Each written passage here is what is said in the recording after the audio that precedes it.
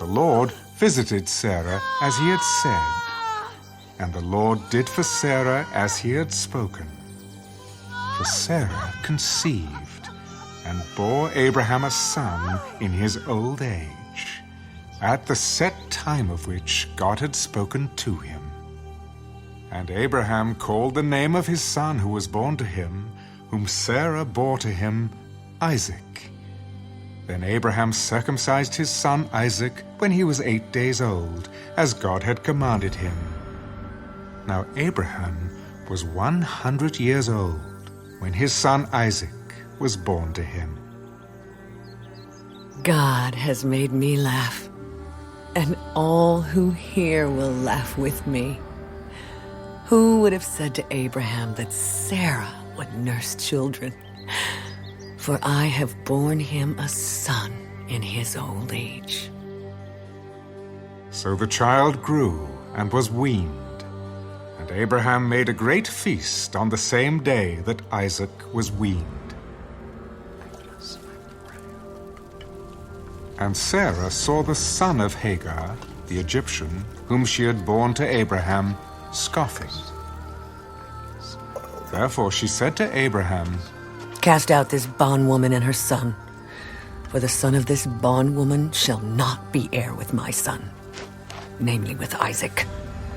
And the matter was very displeasing in Abraham's sight because of his son.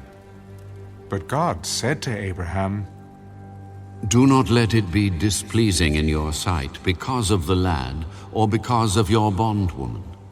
Whatever Sarah has said to you, listen to her voice. For in Isaac your seed shall be called. Yet I will also make a nation of the son of the bondwoman, because he is your seed.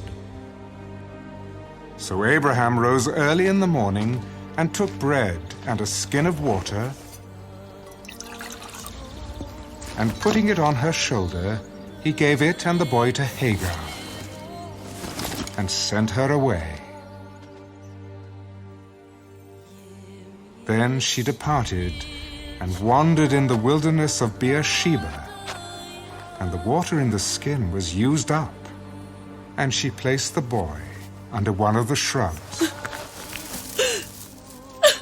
Then she went and sat down across from him at a distance of about a bowshot, for she said to herself, Let me not see the death of the boy.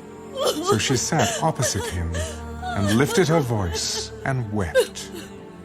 And God heard the voice of the lad. And the angel of God called to Hagar out of heaven and said to her, What ails you, Hagar? Fear not, for God has heard the voice of the lad where he is. Arise, lift up the lad, and hold him with your hand, for I will make him a great nation. Then God opened her eyes, and she saw a well of water. And she went and filled the skin with water, and gave the lad a drink. So God was with the lad, and he grew and dwelt in the wilderness, and became an archer. He dwelt in the wilderness of Paran, and his mother took a wife for him from the land of Egypt.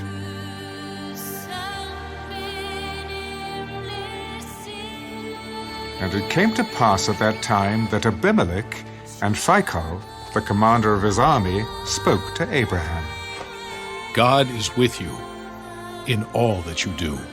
Now therefore, swear to me, by God, that you will not deal falsely with me, with my offspring, or with my posterity, but that according to the kindness that I have done to you, you will do to me and to the land in which you have dwelt.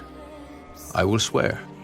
Then Abraham rebuked Abimelech because of a well of water which Abimelech's servants had seized. I do not know who has done this thing. You did not tell me, nor had I heard of it until today. So Abraham took sheep and oxen and gave them to Abimelech, and the two of them made a covenant. And Abraham set 7 ewe lambs of the flock by themselves. Then Abimelech asked Abraham, What is the meaning of these 7 ewe lambs which you have set by themselves? You will take these 7 ewe lambs from my hand, that they may be my witness that I have dug this well. Therefore he called that place Beersheba, because the 2 of them swore an oath there. Thus they made a covenant at Beersheba. So Abimelech rose with Phicol, the commander of his army, and they returned to the land of the Philistines. Then Abraham planted a tamarisk tree in Beersheba, and there called on the name of the Lord, the everlasting God. And Abraham stayed in the land of the Philistines many days.